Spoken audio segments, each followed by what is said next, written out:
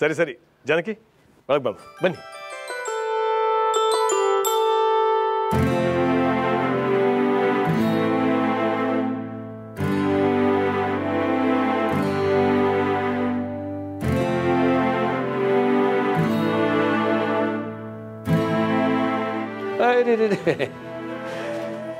ಜಾನಕಿ ಬಲಗಾಲಿಟ್ಟು ಒಳಗೆ ಬಾಮ್ಮ.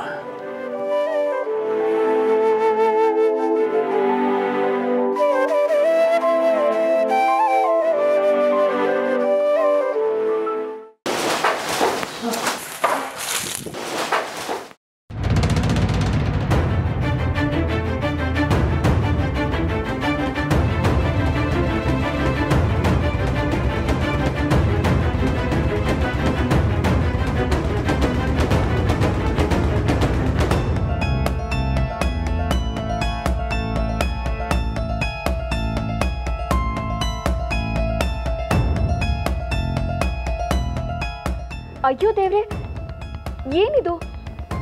ಆಗ್ಲೇ ದೀಪ ಆರ್ಹೋಯ್ತು. ಗಾಳಿಯಿಂದ ಅಂತ ಅನ್ಕೊಳ್ಬಹುದು, ಆದ್ರೆ ಈಗ ಇಡೀ ಚಪ್ರಾಣೆ ಬಿದ್ದೋಯ್ತಲ್ಲ.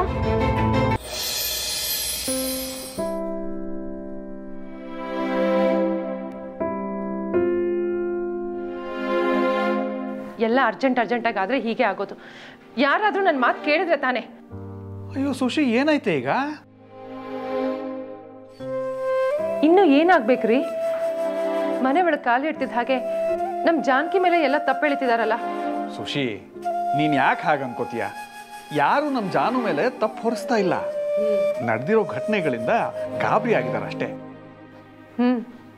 ಇನ್ನೂ ಏನಾದ್ರೂ ನಡೆದ್ರು ಆ ತಪ್ಪನ್ನು ನಮ್ಮ ಜಾನಕಿ ಮೇಲೆ ಹಾಕ್ತಾರೆ. ನನಗೆ ಯಾಕೋ ಮನ್ಸು ಒಪ್ತಿಲ್ಲ ರೀ. ಸಾಕು ನಿಲ್ಸು ಸುಶಿ. ಅಪ್ಪ, ಅಮ್ಮ ಹೇಳ್ತಿರೋದು ಸರಿಗೆ ಇದೆ. ನನ್ನ ಮನ್ಸಿಗೂ ಯಾಕೋ ನೆಮ್ಮದಿನೇ ಇಲ್ಲ ಅಪ್ಪ. ಅಯ್ಯೋ ಜಾನು, ನೀನು ಇದನ್ನೆಲ್ಲ ನಂಬ್ತೀಯಾ? ಅಪ್ಪ, ನಾನು ದೀಪ ಆರಿದ್ದಕ್ಕೋ ಅಥವಾ ಚಪ್ರ ಬಿತ್ತೋಗಿದ್ದಕ್ಕೋ ಚಿಂತೆ ಪಡ್ತಾ ಇಲ್ಲ. ಇದರಿಂದ ದೊಡ್ಡ ಮನೆಯವ್ರಿಗೂ ಬೇಜಾರಾಯ್ತಲ್ಲ, ಅದು ನನಗೆ ಚಿಂತೆ. ಜಾನು, ಎಲ್ರಿಗೂ ಧೈರ್ಯ ಹೇಳ್ಬೇಕಾದ್ ನೀನೇ ಹಿಂಗಾದ್ರೆ ಎಲ್ಲರೂ ಇನ್ನೂ ಬೇಜಾರಾಗೇ ಇರಲ್ವಾ?